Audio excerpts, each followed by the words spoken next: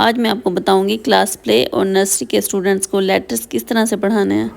Play और nursery class को पढ़ाने के लिए सबसे पहले आपने लेटर का इंट्रोडक्शन कैसे देना है। Introduction to the letter A. सबसे पहले आपने उस लेटर का नेम बताना है कि उसको हम क्या बोलते हैं। जैसे आप अल्फ़ाबेट्स पढ़ते हैं ABC, उसमें सबसे पहला लेटर जो है वो होता है ए। ठीक है, ए से जेड तक उन्होंने ओरल ABC याद की होगी, तो आपने बताना है कि इस लेटर को ए कहते हैं, इसका नाम ए है, इसका नेम क्या है ए। दूसरे नंबर पे आपने क्या बताना है, अब आपने बतानी है उस लेटर की साउंड क्या है, उसकी आवाज़ क्या है।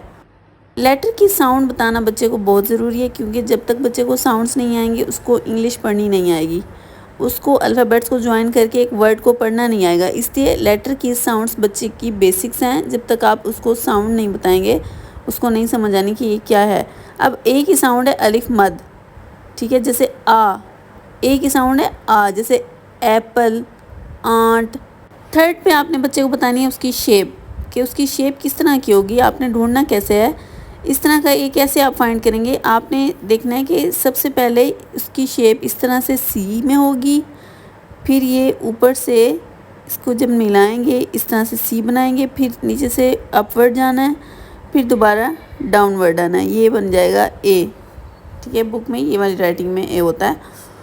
तो इस तरह से आपने उसकी शेप भी बता देनी है कि इसकी पहचान क्या है, ये है।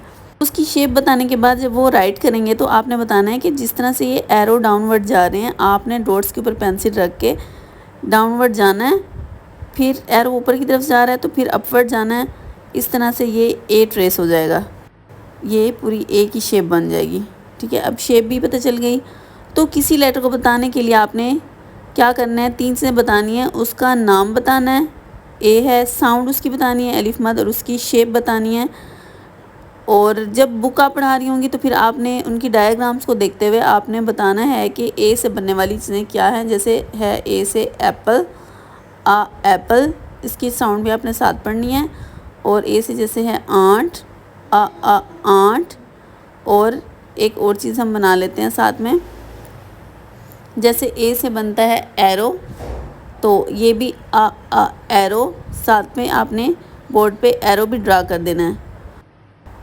ये ड्रा करने के बाद आपने लेसन बोर्ड पर इस तरह से रिपीट करना है, आ एप्पल, आ आंट, आ एरो।